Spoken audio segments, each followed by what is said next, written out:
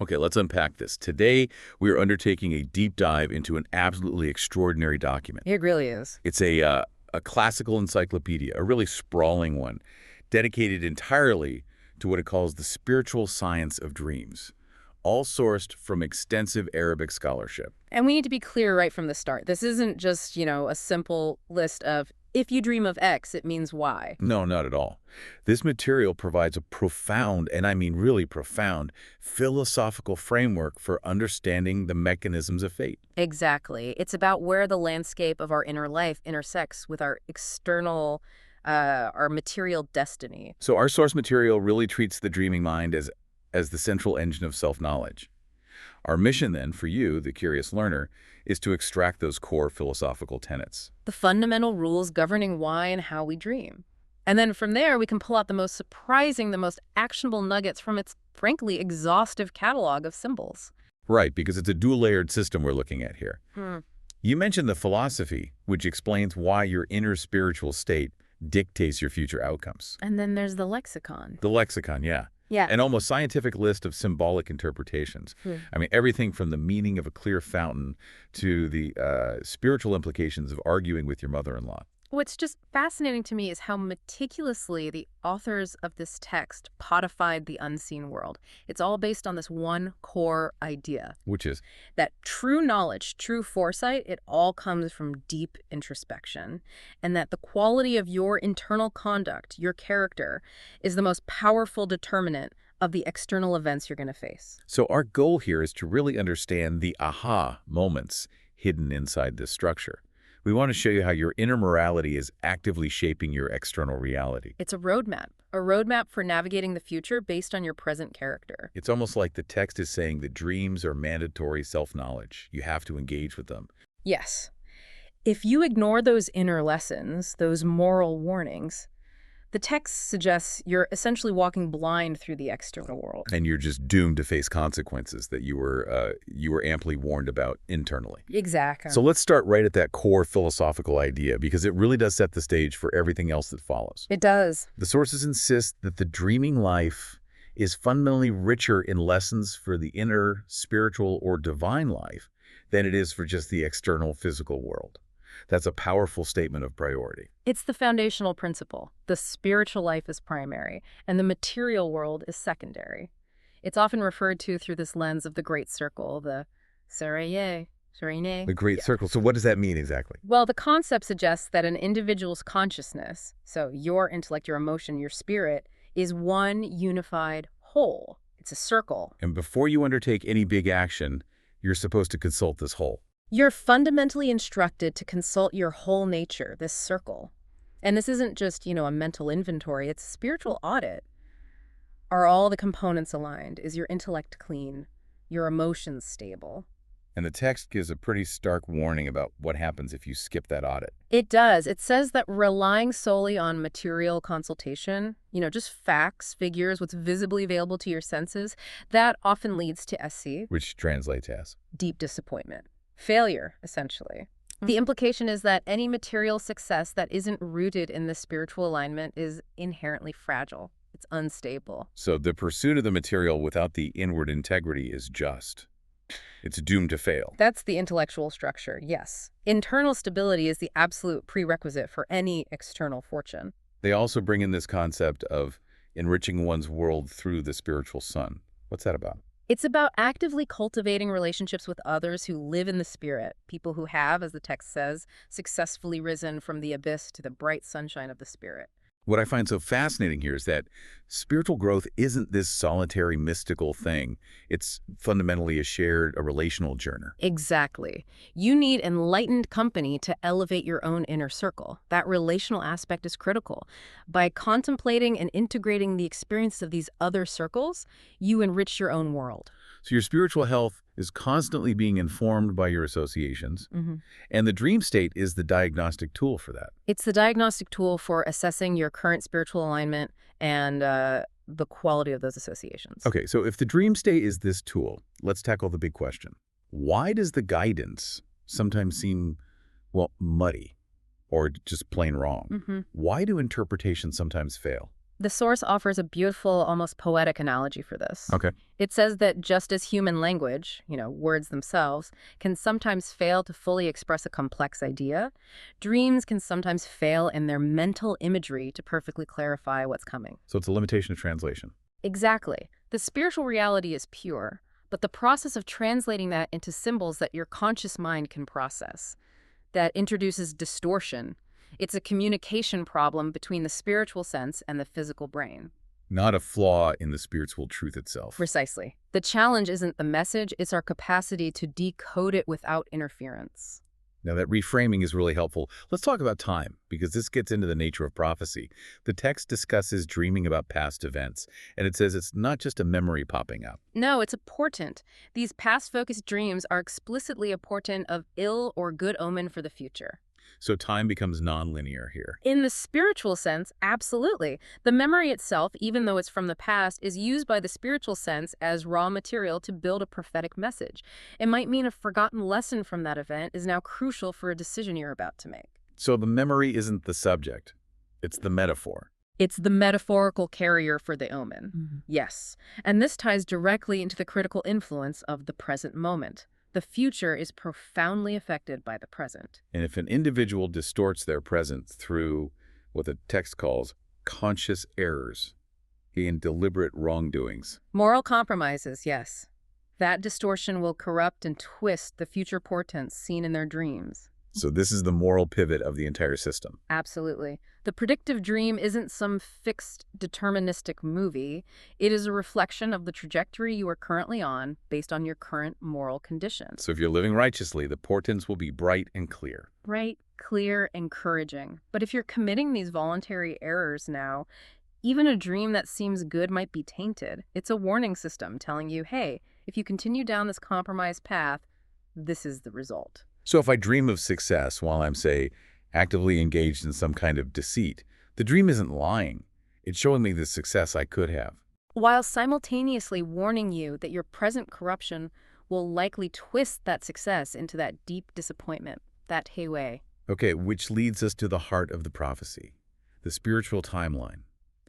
How does the spiritual sense know the future before the physical body does? The source posits that the higher or spiritual sense experiences the inevitable future first. It can perceive that future as a present reality. And the Arabic phrase here is meaning.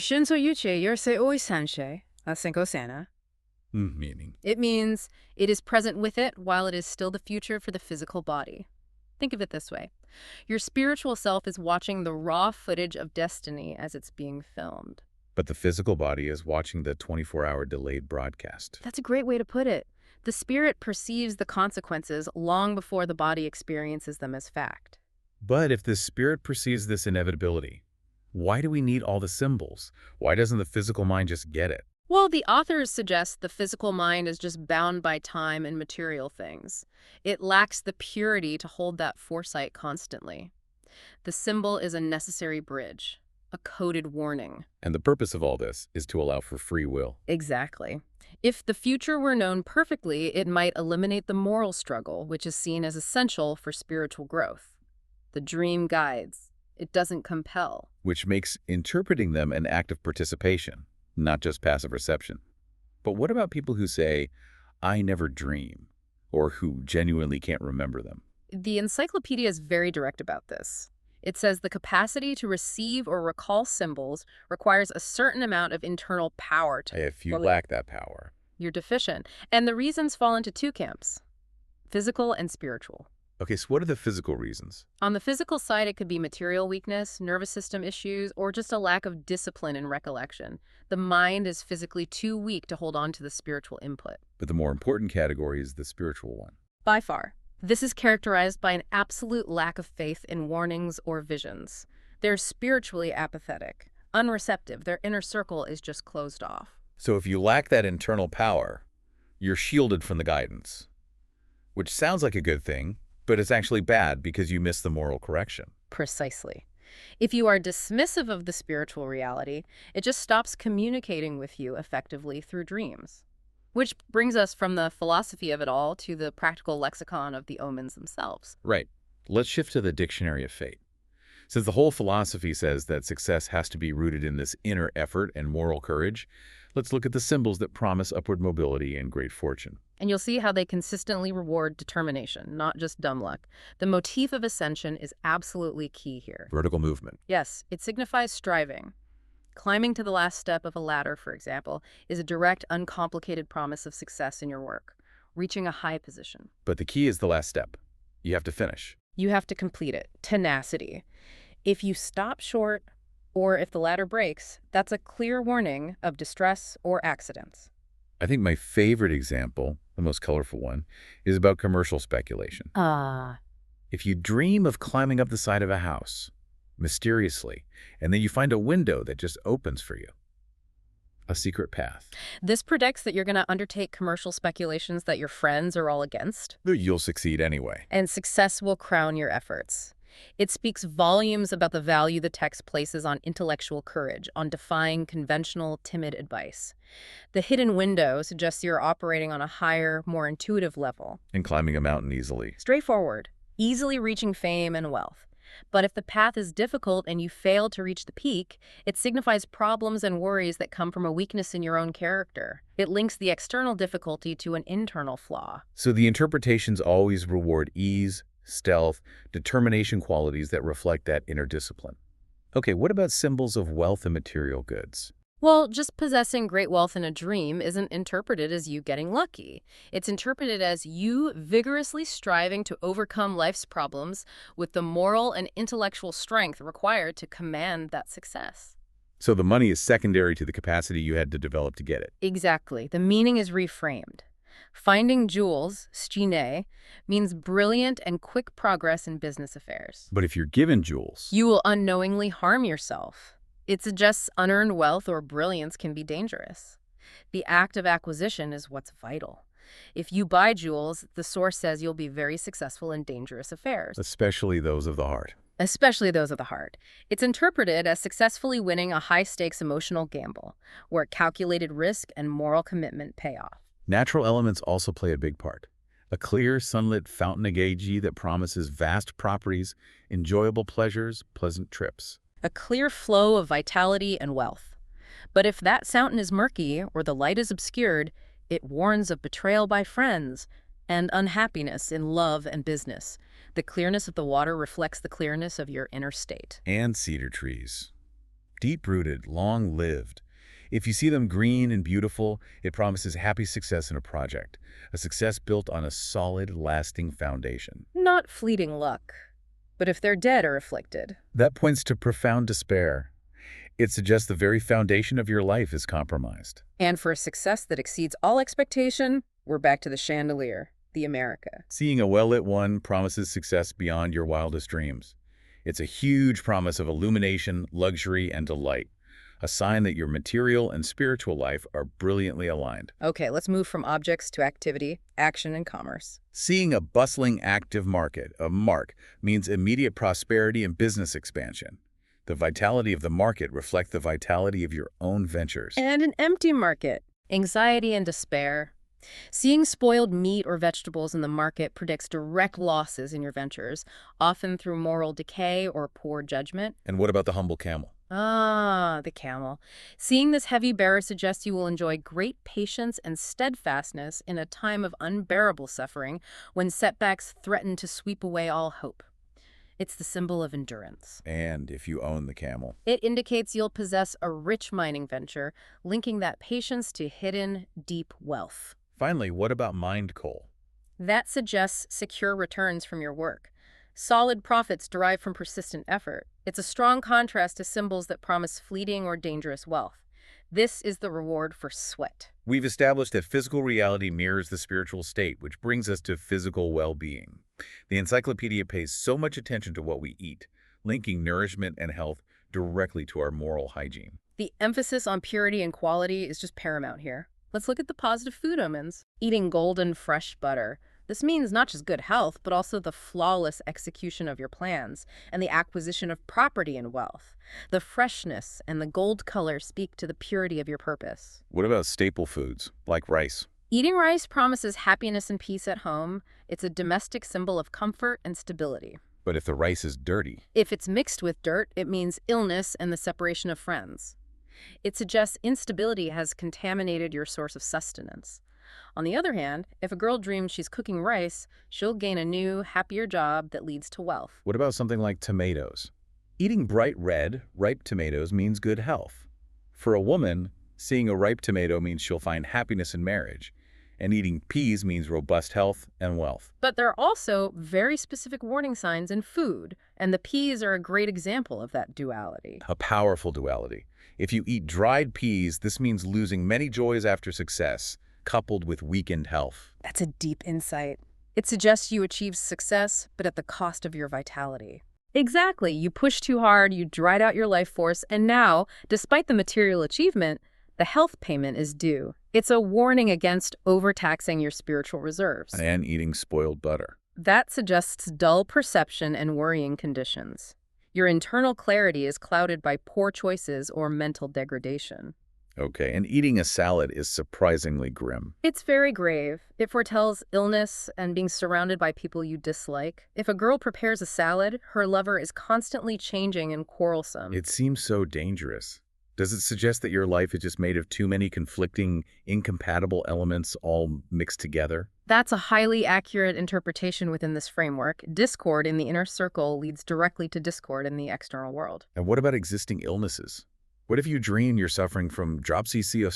That's severe fluid retention. It means a temporary illness, but the dreamer will recover with renewed strength, so it's ultimately a positive sign. And suffering from an intense pain. A wall that Interpreted as a mix of anxiety and pleasure, but the text is clear that the anxiety will inevitably be greater.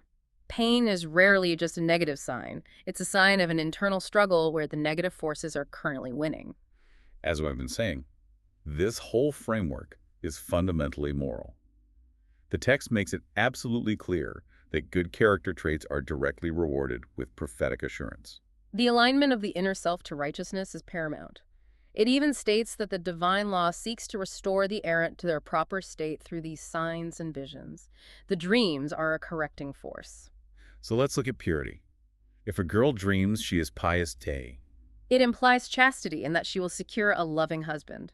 For a man, demonstrating piety promises a good harvest, or for a businessman, a warning that deceit, while tempting, won't lead to lasting gain. The dream is confirming that the righteous path is the prosperous one. and kindness. Another powerful reward for conduct.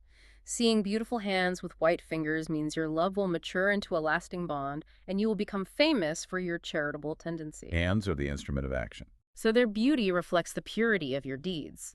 But if your fingers are cut, you'll lose wealth and inheritance because of enemies. You're unable to act effectively. And finally, integrity. What about weighing something with scales? That means straight conduct in successful days.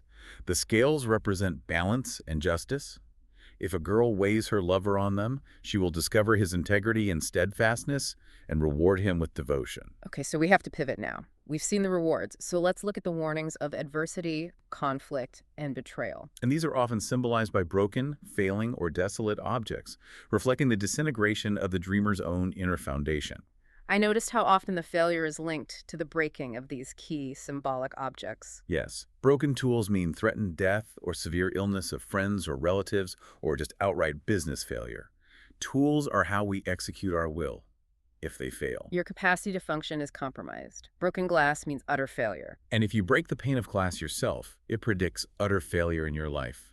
The fragility of the glass mirrors the fragility of your hopes. And the most symbolic object of all time itself, broken clocks or watches. Disaster and loss. If a woman loses her watch, family disturbances will cause unhappiness. The breaking of the mechanism of time suggests your life is now running outside of that spiritual alignment. These are such clear warnings of collapse. What about ill-fated travel? The omens are highly specific. Exile, Oriem, means early death if you're sent to a foreign land. Traveling far from home means a trip where strangers cause change from good to bad, often through deception. It's a warning against displacement, isn't it? Physical, social, spiritual displacement. Yes, and if you dream you're unable to find your own home, the source says you will completely lose faith in the integrity of others. Profound psychological isolation. And the environment around the dreamer. A ruined landscape. A clear indicator of despair. Seeing barren or rocky ground predicts failure.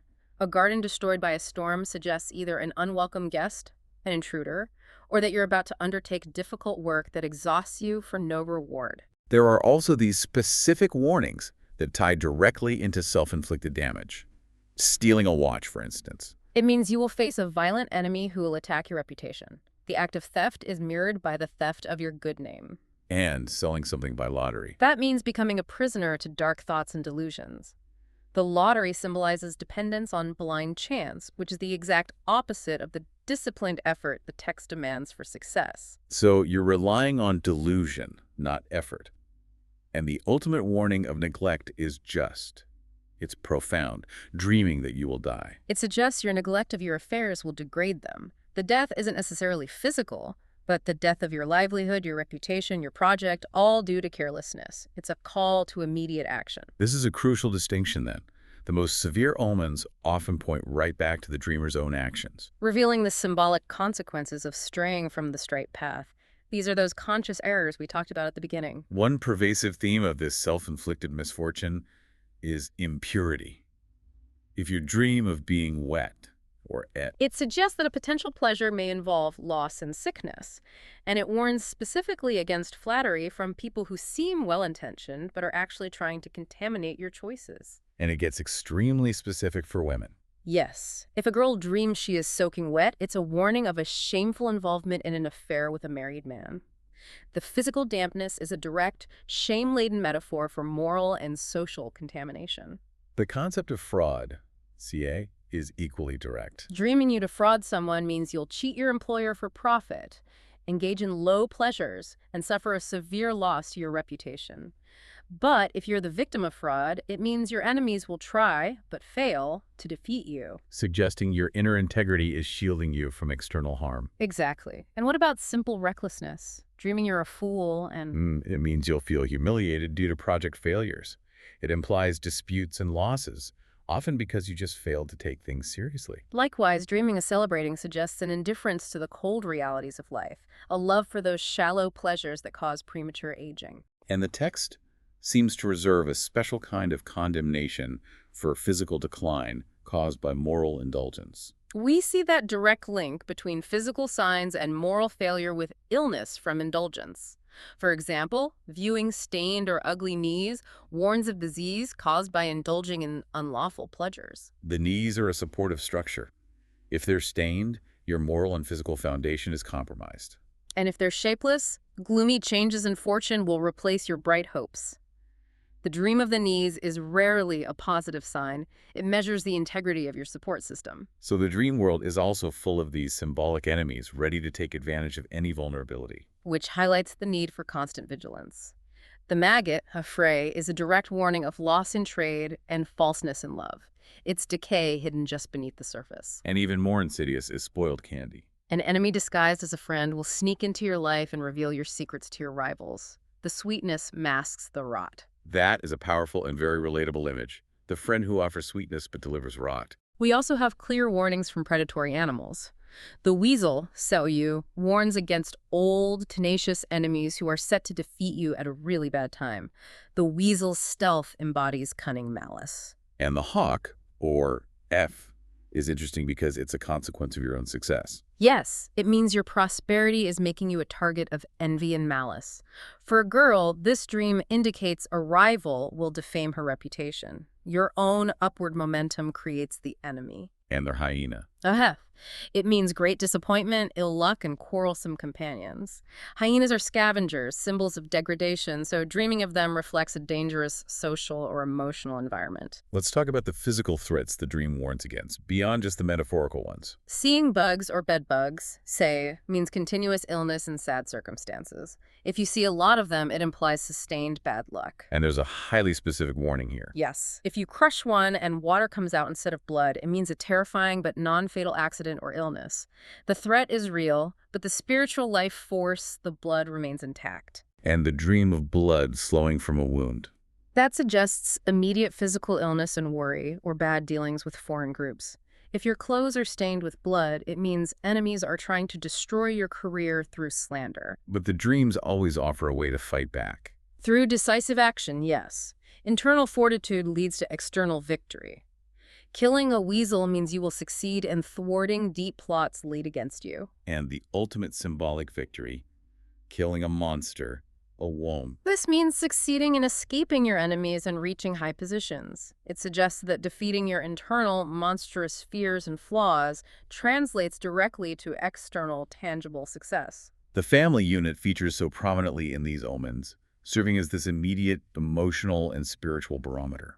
The mother is frequently the central figure, often representing the state of the dreamer's conscience and obligations. For a woman, seeing her mother is generally a good omen, promises marital understanding. But the specific actions are highly diagnostic. So seeing your mother standing at home means goodness and blessing in all your affairs. Your foundation is sound. Talking to her means receiving good news about worries you have. Her presence is comforting.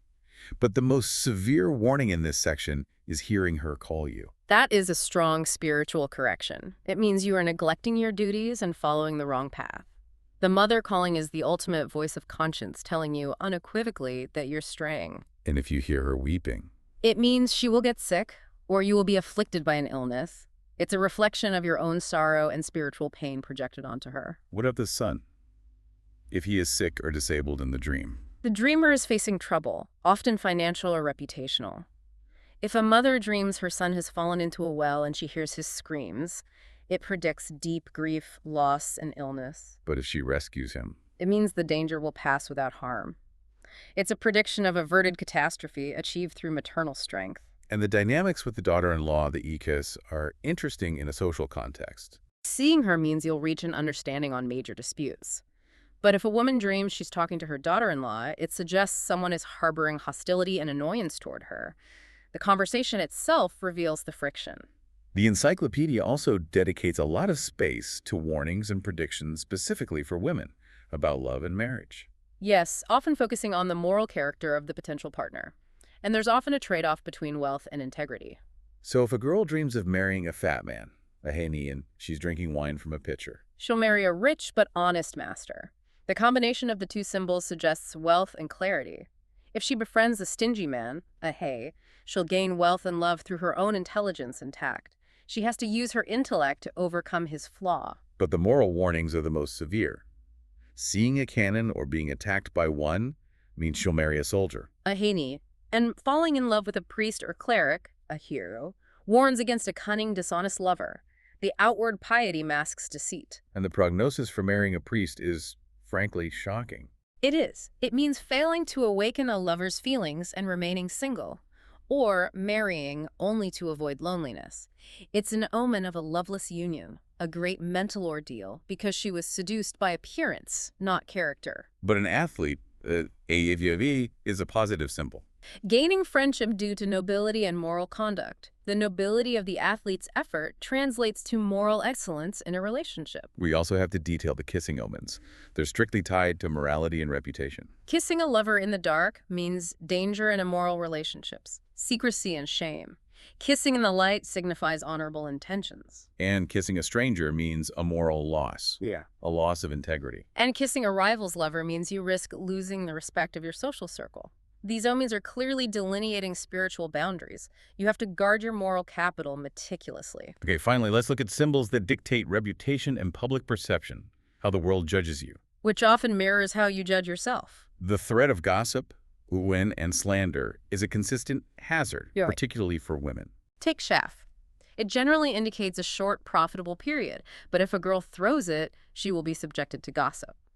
The small act of tossing away the byproduct of success is interpreted as carelessness, leading to major reputational harm. And the camera, the 8AA, is a potent symbol of exposure. If a girl dreams she's taking photos, her future holds much misery and a cruel disappointment from a friend. The very act of capturing an image foreshadows unhappiness and betrayal. The memory becomes a source of pain. Social circle size is also judged. If a girl has many acquaintances, oyana. It suggests she will have wide interests and earn love. Outward grace. A small circle means failure to gain social privileges. Now for appearance versus reality. Having a mustache, a curia in a dream. This suggests your selfishness and arrogance will lead to failure. It implies deceit and self-centeredness. If a woman admires a man's mustache, her own reputation is in danger. But shaving it off means seeking freedom from bad company and restoring self-esteem. Right. And if a person is personally fat, that's generally a positive omen. An increase in money, cheerful places to visit. But seeing a hunchback, an E, predicts unexpected adversities. The physical distortion mirrors the unexpected twist of fate. And we have to touch on spectacles or glasses. Yes, seeing them See, warns that strangers will cause changes in your plans and exploit your simplicity. The very things that should aid your vision are linked to being taken advantage of. and broken spectacles. Revulsion from intimates due to your love for unlawful pleasures. The breaking of the lens signifies the loss of your moral clarity. And sunglasses warn specifically against friends with bad reputations who will foolishly try to borrow money from you. So now we had to focus on those symbols where decay, destruction, or death serves as an immediate, dire warning. Yes, often linked to the failure of that spiritual light. The chandelier returns here, but in its broken form. Emphasizing the duality of the symbol, precisely. The broken or poorly maintained chandelier means an unsuccessful commercial speculation will diminish your great apparent wealth. The spiritual light is dimmed, and the fortune follows. And the light going out completely. Signifies disease or calamity obscuring a promising future. The light of hope and clarity is just gone. The coffin is predictably a bad omen. Bad circumstances, sadness. Lifting a coffin suggests the death of a loved one, a direct and personal grief. And dead animals offer nuanced warnings based on the species. Dead fish predicts a loss of wealth and power from a terrible disaster. But seeing dead, suffering wild animals suggests salvation from evil influences, as the threat is neutralizing itself. But suffering domestic animals is a bad omen. Yes. The source explains that these painful forms affect you to help you gain self-control to face the incoming situation with determination. The emotional suffering prepares you for the external struggle. It's clear that highly charged emotional states, especially negative ones, are always interpreted as warnings against your current path. Because they fundamentally distort the internal self, that inner circle. Emotional indulgence, even of negative emotions like anger or despair, is seen as a distraction. It attracts negative outcomes. Intoxication shows. Seeing it or experiencing it always signifies aesthetic suffering and unhappy situations. The text is explicit. It is never a good omen, and it warns everyone to immediately shift their thoughts to healthier, more disciplined paths. Which aligns perfectly with the core philosophy. The present must be bright for the future to be bright. Yes. And revenge is a major red flag, even if it feels justified. Taking revenge indicates a weakness of character and an evil nature. The internal moral damage is far greater than the temporary satisfaction. And finally, just quarreling. Oof! It's bedlam. Business loss and an unhappy life. Internal conflict, even when it's externalized, manifests as external failure because it destabilizes that inner circle. We have to end this analysis by returning to those high-level spiritual warnings, the symbols tied directly to faith and morality. Because these are the most serious indicators of moral drift and where the deepest meaning lies. These are the final spiritual checks, a warning that you are veering off course. If you see a priest or church, Al-Izzi, it's a specific warning that you are inwardly intending to ignore religious teachings or moral guidance. It's the ultimate correction sign. The text even says that people who live piously rarely dream of them. So the symbol only appears when a correction is urgently needed. To protect you from vice or a profound error. And there's a very powerful warning about integrity, denouncing the teachings of the gospel, the IEA. What does that warn of? It warns that you're about to surrender to a temptation you were previously resisting, often through a persuasively seductive friend. The loss of faith is coupled with social danger, a dual threat. And the ultimate dramatic symbol is the judgment scene. Seeing the dead rise and the world face its end, it means a bitter struggle, and crucially, your friends will refuse to help you. It signifies profound social isolation caused by your prior moral failures. A total collapse of your external supports. Mirroring the cosmic upheaval. What a dense and truly fascinating journey. For you, the learner, the key takeaway here has to be that undeniable connection. Your inner morality directly dictates your outer fate. A righteous present brightens the future. Conscious errors, aegis stodi, distorted. We've seen such actionable warnings. The mother calling you away from a path of neglect, the wet garment warning of shameful involvement, the broken spectacles warning you against unlawful pleasure. It's all about accountability. The central tension is that these dreams are either a pure reflection of your current state, meant to guide you, or a genuine portent of an external event, like seeing a wounded horse signaling trouble for a friend. And the crucial work, as the text insists, is distinguishing between the two. Is this a warning about an external threat, or is it a necessary consequence of your own voluntary errors and self-indulgence? The dream is urging you to take responsibility for your trajectory. It reminds us that our mental and spiritual life is not passive. It's constantly projecting its state outward. The source material notes the capacity of the inner self to project these images of good or evil, which are then seen as the suffering or death of friends or relatives. And that's interpreted as a spiritual warning that an evil idea or act is replacing a good one within your own sphere of influence. Yes. The suffering of that friend in the dream is often the suffering of the good idea or virtuous project you're allowing to be extinguished by your own negligence or conscious error. And that leads us to our final thought for you, the listener. Reflecting on everything we've discussed today, what positive, virtuous idea or essential action in your own life might currently be dying in the spiritual sense? And what new righteous direction are you being warned, perhaps subtly, to follow before that consequence manifests in your external reality? That's a powerful point of reflection. Thank you for diving deep into the spiritual science of dreams with us. तो आज हमारे पास एक सामयिक की भेजी हुई एक बहुत ही दिलचस्प किताब है, موسوعة تفسير الأحلام। ख्वाब एक ऐसी दुनिया है जिसका तजुर्बा हम सब करते हैं, लेकिन जिसे समझते बहुत कम है। तो आज हमारा मिशन इस किताब की मदद से ख्वाबों की इस खुफिया ज़बान को समझना है। इसके कवायद क्या हैं और क्या हम वाकई इस डिक्शनरी को इस्तेमाल करके अपनी ज़िंदगी को बेहतर बना सकते हैं? आइए इस कोड को तोड़ने की कोशिश करते हैं। और ये कोड वाकई बहुत गहरा है। किताब का जो बुनियादी नज़रिया है वो ये है कि ख्वाब हमारी रोज़मर्रा ज़िंदगी का सिर्फ एक अक्स नहीं है, बल्कि ये रूह की ज़बान है। रूह की ज़बान? जी, किताब के मुताबिक हमारी रूह वक्त की कैद से आज़ाद है और वो आने वाले वाक़यात की आप कह लें एक झलक देख सकती है। तो ख्वाब दरअसल रूह का तरीक़ा है हमें इशारे देने का, हमें खबरदार करने का। यहीं पर सबसे पहला और बड़ा सवाल खड़ा होता है। अगर रूह हमें इतना वाज़े पैगाम भेज रही है, तो फिर ख्वाब इतने उलझे हुए और मुबहम क्यों होते हैं? हम सीधे सीधे क्यों नहीं देख लेते कि कल क्या होने वाला है? किताब इसका एक बहुत खूबसूरत जवाब देती है। वो कहती है कि जैसे बेहतरीन शायर भी अपने जज्बात को अल्फाज में पूरी तरह कैद नहीं कर सकता है ना? नहीं कर सकता, बिल्कुल। बस इसी तरह रूह भी मुस्तकबिल के वाक़यात को हमारी इस मादी दुनिया की तस्वीरों में पूरी तरह नहीं ढाल सकती। वो सिर्फ अलामतें इस्तेमाल करती है, इशारे देती है। ख्वाब एक शाही की तरह है, लुगत की तरह नहीं। और एक और बात जो मुझे हमेशा उलझाती है वो ये कि अगर ख्वाब मुस्तकबिल के बारे में है तो अक्सर हम अपने माजी के बारे में ख्वाब क्यों देखते हैं? हाँ, ये बहुत अच्छा सवाल है। यहाँ भी वही अलामती ज़ुबान काम कर रही है। जब आप माजी का कोई वाक़या ख्वाब में देखते हैं तो रूह दरअसल माजी को नहीं दोहरा रही होती। तो फिर वो क्या कर रही होती है? वो मुस्तकबिल के किसी ऐसे ही जज्बाती तजुर्बे, खुशी हो या गम, उसकी तरफ इशारा करने के लिए आपके जहन में मौजूद सबसे करीबी मिसाल इस्तेमाल कर रही होती है। मतलब वो माजी का लिबास पहनकर आने वाले कल की कहानी सुना रही हैं। ठीक है, तो अगर हमें इस ज़ुबान को समझना है तो इसकी बुनियादी बातों से शुरू करना होगा। किताब में रोज़मर्रा की चीज़ों के बारे में क्या बताया गया है? मिसाल के तौर पर कोई आम सी चीज़, जैसे एक सुई।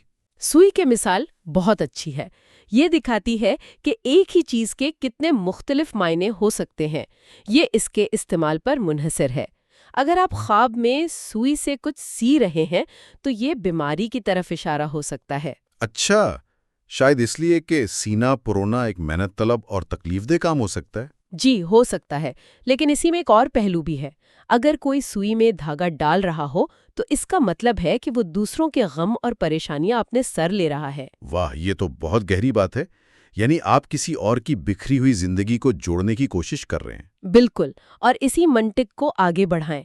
सुई का टूट जाना वो गुर्बत और तन्हाई की अलामत है। मतलब आपके पास जोड़ने का जो औजार था वही टूट गया, आपके वसाइल खत्म हो गए। बिल्कुल। इसी तरह एक और मिसाल अंगूठी की है। अंगूठी पहनना एक नए कामयाब मंसूबे की अलामत है, एक वाबस्तगी, एक अहद। لیکن اگر وہی انگوٹھی ٹوٹی ہوئی ہو تو کتاب کہتی ہے کہ یہ ازدواجی جھگڑوں کی نشانی ہے۔ یہاں ایک بات جو ان ساری مثالوں میں نظر آ رہی ہے وہ ہے مکمل بمقابلہ نامکمل یا ٹوٹا ہوا ہونا، بھری ہوئی سراہی، پوری انگوٹھی۔ یہ سب اچھی علامتیں ہیں۔ کیا اس کتاب کا بنیادی فلسفہ یہی ہے؟ آپ نے بالکل صحیح نبض پکڑی ہے۔ یہ اس کتاب کے بنیادی اصولوں میں سے ایک ہے۔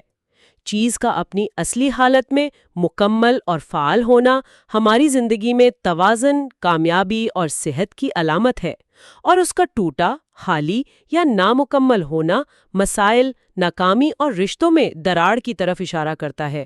یہ چیزوں والی بات تو سمجھ آتی ہے، لیکن جب خواب میں جاندار جیسے کہ جانور نظر آئیں تو کیا ان کی تعبیر بھی اتنی ہی سیدھی ہوتی ہے؟ جانور تو اپنی مرضی سے حرکت کرتے ہیں، ان میں جذبات ہوتے ہیں۔ جی، جانوروں کے معاملے میں کتاب کہتی ہے کہ تعبیر مزید گہری ہو جاتی ہے۔ جانور اکثر ہماری اپنی بنیادی جبلتوں، خوف، خواہشات یا پھر ہماری زندگی میں موجود دوسرے لوگوں کی نمائندگی کرتے ہیں۔ مثال کے طور پر نیولے کا خواب دیکھنا، وہ دشمنوں سے ہوشیار رہنے کی تنبیہ ہے۔ یہ دلچسپ ہے کہ نیولے کو دشمنی کی علامت سمجھا گیا۔ بہت سی ثقافتوں میں تو لومڑی یا سانپ کو زیادہ چالاک دشمن مانا جاتا ہے۔ کتاب اس کی کوئی خاص وجہ بتاتی ہے؟ کتاب خاص وجہ تو نہیں بتاتی، لیکن ہم اندازہ لگا سکتے ہیں۔ نیولا ایک ایسا جانور ہے جو چھوٹا ہوتا ہے، چھپ کر حملہ کرتا ہے اور اکثر غیر متوقع طور پر نقصان پہنچاتا ہے۔ اچھا، تو یہ ایسے دشمن کی علامت ہے جس سے آپ غافل ہیں، جو سامنے سے نہیں بلکہ چھپ کر وار کرنے کی فراق میں ہے۔ بالکل، لیکن اگر آپ خواب میں نیولے کو مار دیتے ہیں تو اس کا مطلب ہے کہ آپ اس چھپے ہوئے دشمن کے منصوبوں کو ناکام بنا دیں گے۔ اور گھوڑے کے بارے میں کیا خیال ہے؟ وہ تو بہت سی ثقافتوں میں ایک طاقتور علامت سمجھا جاتا ہے۔ جی، اور اس کتاب میں بھی گھوڑا ایک بہت اہم علامت ہے۔ گھوڑا آپ کی اپنی طاقت، آپ کی قسمت اور آپ کے سفر کی نمائندگی کرتا ہے۔ اگر آپ صاف پانی میں گھوڑے پر سواری کر رہے ہیں تو یہ خوشی اور کامیابی کی علامت ہے۔ آپ کا سفر آسان اور منزل واضح ہے۔ اور اگر گھوڑا زخمی ہو؟ زخمی گھوڑا دوستوں کی پریشانی کی طرف اشارہ کرتا ہے، شاید آپ کا کوئی قریبی ساتھی مشکل میں ہے۔ اور جو بے لگام گھوڑے والی بات ہے وہ مجھے بہت نفسیاتی لگی۔ یعنی اگر آپ ایک ایسے گھوڑے پر سوار ہیں جس کی لگام آپ کے ہاتھ میں نہیں، تو اس کا مطلب ہے کہ آپ کی اپنی خواہشات، آپ کی جبلتیں آپ کے قابو سے باہر ہو رہی ہیں۔ بالکل، آپ زندگی میں دوڑ تو رہے ہیں، لیکن کس سمت میں یہ آپ کو خود نہیں معلوم۔ یہ آپ کی اندرونی کشمکش کی بہترین عکاسی ہے، اور اسی طرح سانپ کا خواب ہے۔ کتاب اسے بیماری اور مایوس کن حالات کی علامت کہتی ہے۔ سانپ تو ویسے بھی خوف کی علامت سمجھا جاتا ہے۔ جی، یہ اکثر ان خطروں کی نمائندگی کرتا ہے جو نظر نہیں آتے، جو زمین کے نیچے یا گھاس میں چھپے ہوتے ہیں۔ یہ ہمارے لاشعوری خوف کی علامت بھی ہو سکتا ہے۔ تو جانوروں کے خواب دراصل ہماری اپنی نفسیات اور ہمارے ارد گرد کے ماحول دونوں کا ایک طرح کا ایکس رے ہیں، جو ہماری اندرونی حالت اور بیرونی خطرات کو بے نقاب کرتے ہیں۔ آپ اسے ایسا ہی سمجھ سکتے ہیں۔ یہ خواب ہمیں بتاتے ہیں کہ ہماری جبلتیں ہمیں کس طرف لے جا رہی ہیں اور ہمیں کن اندیکھے خطروں سے محتاط رہنے کی ضرورت ہے۔ اچھا، اب ان خوابوں کی طرف آتے ہیں جو شاید سب سے زیادہ اثر انداز ہوتے ہیں، جن میں ہمارے اپنے لوگ، ہمارے رشتے نظر آتے ہیں۔ خاندان، دوست، دشمن۔ ماخذ میں ماں کا خواب دیکھنے کی تعبیر بہت خوبصورت ہے۔ جی، کتاب کے مطابق ماں کو گھر میں دیکھنا ہر کام میں برکت کی علامت ہے۔ یہ تحفظ، محبت اور سکون کی علامت ہے۔ ان سے بات کرنا خوشخبری ملنے کی طرف اشارہ کرتا ہے۔ لیکن اگر ماں بیمار یا مردہ نظر آئے تو یہ دکھ کی علامت ہے۔ لیکن کیا یہ ممکن نہیں کہ کوئی شخص اپنی ماں کی صحت کے بارے میں پہلے سے ہی پریشان ہو اور وہی پریشانی خواب کی شکل میں نظر آ جائے؟ کتاب اس میں کیسے فرق کرتی ہے کہ خواب مستقبل بتا رہا ہے یا صرف ہمارے موجودہ خوف کو دہرا رہا ہے؟ یہ ایک بہت اہم سوال ہے۔ کتاب براہ راست اس کا جواب نہیں دیتی، لیکن اس کا فلسفہ یہ بتاتا ہے کہ خواب ہمارے خوف کو ضرور دکھاتے ہیں، لیکن صرف دکھانے کے لیے نہیں۔ وہ اس خوف میں چھپے مستقبل کے امکان کی طرف اشارہ کرتے ہیں۔ اچھا، مثال کے طور پر، اگر آپ ماں کی پکار سنتے ہیں تو یہ تنبیہ ہے کہ آپ اپنے فرائض سے غفلت برت رہے ہیں۔ یہ صرف آپ کا احساس جرم نہیں، بلکہ ایک روحانی یاد دہانی ہے کہ اس غفلت کے نتائج برے ہو سکتے ہیں۔ اور دشمن یا حریف کے بارے میں خواب کا کیا مطلب ہے؟ کیا یہ صرف ہماری روزمرہ کی چپکلش کا عکس ہے؟ کتاب کے مطابق یہ اس سے کہیں زیادہ ہے۔ اگر آپ خواب میں کسی حریف کو شکست دے دیتے ہیں تو یہ صرف ایک خواہش کی تکمیل نہیں ہے، بلکہ یہ اس بات کی علامت ہے کہ آپ حقیقی زندگی میں بھی کسی بڑی آفت سے بچ جائیں گے۔ یعنی یہ خواب آپ کو حوصلہ دے رہا ہے؟ جی، یہ آپ کی اندرونی طاقت اور مسائل سے نمٹنے کی صلاحیت کو ظاہر کرتا ہے۔ اور دھوکہ دہی کے خواب کی تعبیر بھی بڑی دلچسپ ہے۔ ہاں، وہ تو بالکل الٹ ہے۔ اگر آپ خواب میں کسی کو دھوکہ دیں تو یہ وقار کھونے کی علامت ہے، لیکن اگر کوئی آپ کو دھوکہ دے تو اس کا مطلب ہے کہ دشمن آپ کو نقصان نہیں پہنچا سکیں گے۔ یہ کیسے؟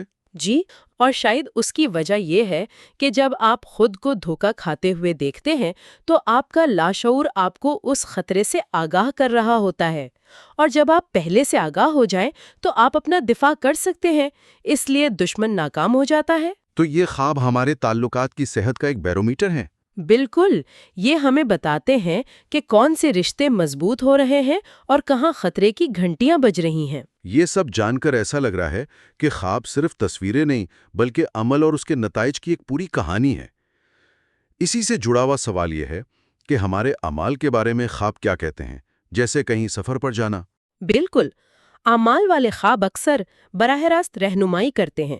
مثال کے طور پر، بحری جہاز پر پرسکون سمندر میں سفر کرنا خوشی اور غربت سے نجات کی علامت ہے۔ یہ بتاتا ہے کہ آپ کی زندگی کا سفر صحیح سمت میں اور ہموار ہے۔ اور اگر چھوٹی کشتی میں ہوں تو؟ اگر آپ چھوٹی کشتی میں ہیں تو اس کا مطلب ہے کہ آپ کی خواہشات محدود ہوں گی، لیکن آپ ان میں خوش رہیں گے۔ یعنی قناعت پسندی میں ہی آپ کی کامیابی ہے۔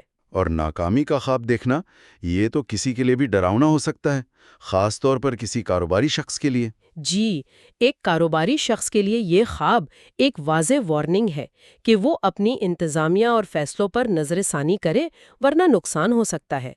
لیکن دلچسپ بات یہ ہے کہ ایک لڑکی کے لیے ناکامی کا خواب دیکھنا مواقع سے صحیح طرح فائدہ اٹھانے کی علامت ہے۔ یہ کیسے ہو سکتا ہے؟ یہ تو بالکل متضاد بات ہے۔ شاید اس کے پیچھے منطق یہ ہے کہ جب آپ خواب میں ناکامی کا خوف محسوس کرتے ہیں تو آپ حقیقی زندگی میں اس سے بچنے کے لیے زیادہ محنت اور توجہ سے کام کرتے ہیں۔ تو خواب کا خوف آپ کو حقیقی کامیابی کے لیے تیار کرتا ہے۔ یہ ایک طرح کا ویک اپ کال ہے۔ اور موت کا خواب؟ یہ تو سب سے زیادہ خوفناک سمجھا جاتا ہے۔ لوگ اکثر ڈر جاتے ہیں کہ کہیں یہ سچ نہ ہو جائے۔ کتاب اس خوف کو بالکل رد کرتی ہے۔ اس کے مطابق خواب میں خود کو مرتے ہوئے دیکھنے کا مطلب حقیقی موت نہیں، بلکہ اپنے معاملات میں شدت غفلت برتنا ہے۔ شدت غفلت؟ جی، یہ اس بات کی علامت ہے کہ آپ نے اپنی زندگی کے کسی اہم پہلو کو، چاہے وہ آپ کا کام ہو، آپ کے رشتے ہوں یا آپ کی صحت، بالکل نظر انداز کر دیا ہے، گویا وہ آپ کے لیے مر چکا ہے۔ یہ ایک بہت بڑی تنبیہ ہے۔ تو یہ خواب ہمیں ہمارے اعمال کے ممکنہ نتائج سے خبردار کر رہے ہیں۔ یہ قسم کی روحانی رہنمائی ہے جو ہمیں بھٹکنے سے بچاتی ہے۔ بالکل، کتاب میں ایک جگہ لکھا ہے کہ مشکل حالات ہمیں خوابوں میں اس لیے دکھائے جاتے ہیں تاکہ ہم حقیقی زندگی میں ان کے لیے تیار ہو سکیں اور خود پر قابو پانا سیکھیں۔ یہ ایک طرح کی روحانی تربیت ہے۔ آج کی اس پوری گفتگو کا خلاصہ کریں تو موسوعات و تفسیر الأحلام کے مطابق خواب کوئی بے ترتیب یا بے معنی چیز نہیں ہے۔ یہ روح کی ایک پیچیدہ زبان ہے جو علامتوں، استعاروں اور کہانیوں کے ذریعے ہم سے بات کرتی ہے۔ جی، یہ ہماری اندرونی حالت، مستقبل کے امکانات اور روحانی رہنمائی کا ایک گہرا نظام ہے۔ یہ ایک ایسی زبان ہے جسے اگر ہم سمجھنا سیکھ لیں تو اپنی زندگی کو بہتر سمجھ دے سکتے ہیں۔ واقعی، اس نظر سے دیکھیں تو ہر خواب ایک پیغام ہے جس پر غور کرنے کی ضرورت ہے۔ اور آخر میں سامعین کے لیے اس کتاب سے ایک ایسی بات نقل کرنا چاہوں گی جو اس پوری گفتگو کو ایک نئی اور شاید سب سے اہم جہت دیتی ہے۔ کتاب میں لکھا ہے، خدا اکثر گناہ کرنے والوں سے زیادہ بات کرتا ہے ان لوگوں کی نسبت جو گناہ نہیں کرتے۔ یہ تو حیران کن بات ہے۔ تاکہ وہ انہیں نشانیوں اور خوابوں کے ذریعے صحیح راستے پر واپس لا سکیں۔ یعنی عام طور پر جو سمجھا جاتا ہے کہ نیک لوگوں کو اچھے اور سچے خواب آتے ہیں، یہ اس کے بالکل برعکس ہیں۔ اور یہی وہ نقطہ ہے جو سوچنے پر مجبور کرتا ہے۔ اس سے ایک حتمی سوال پیدا ہوتا ہے، کیا یہ ممکن ہے کہ سب سے زیادہ واضح اور طاقتور خواب نیک لوگوں کے لیے انعام نہیں بلکہ ان لوگوں کے لیے رہنمائی کا ذریعہ ہے جو راستہ بھٹک گئے ہیں؟ اور یہ خواب ہمارے لیے کیا پیغام لا سکتے ہیں، خاص طور پر ان لمحوں میں جب ہم خود کو غیر یقینی یا گمراہ محسوس کرتے ہوں؟ یہ ایک ایسا سوال ہے جس کا جواب شاید ہمیں اپنے ہی خوابوں میں تلاش کرنا ہے۔